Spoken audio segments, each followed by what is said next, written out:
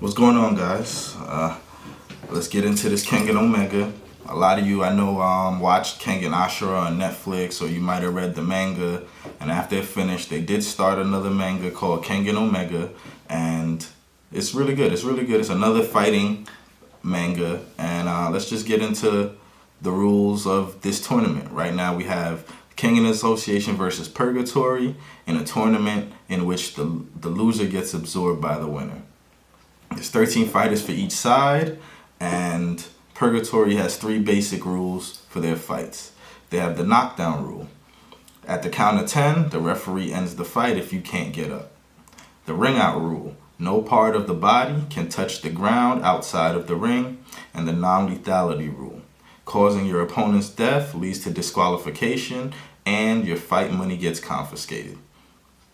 This competition also comes with special rules. For each match, one team will pick their contestant and the other picks one in response. The team that picks first swaps every 3 rounds, and each contestant can only enter 1 match. So let's get into the first round.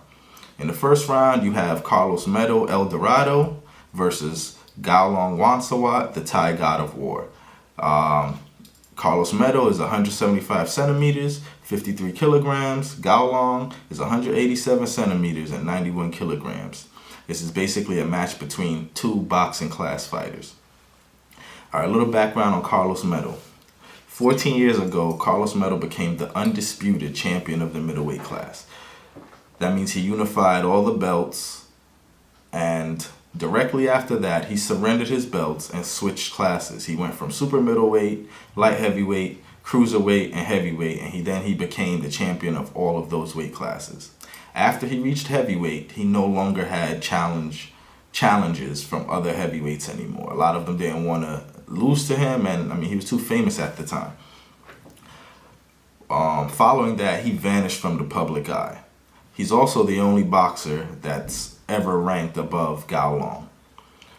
Gaolon also, I don't know if you guys remember, but in Kengan Ashura, his hand was broken by Kano Agito. And after his hand was broken, for the last year, he's been training his fist. He developed the God Fist with his right hand, which he feels cannot be broken. He used a lot of karate training with the Mugiwara pole. Okay, now pretty much the fight. Now the fight is a lot of power versus speed. In the beginning, Gaolong used a lot of his flash jabs, which Meadow doesn't have too much trouble dodging. He dodges them and retaliates with even faster punches. Even though they're lighter, they still were landing. They exchanged jabs for a while, dodging each other, and Carlos Meadow definitely had him beat in mobility. After Gaolong lands like his first jab, you see Meadow switch into the other styles he learned. So these other styles were capoeira and Eastern martial arts, Digong Kwang, which he blended together with his boxing techniques. So he became a more complete fighter, fighting in the underground. Throughout like the middle of the fight, you could see a body blow from Gaolong turned the fight kind of in his favor, and Carlos Meadow switched to more strategy than trying to win the fight.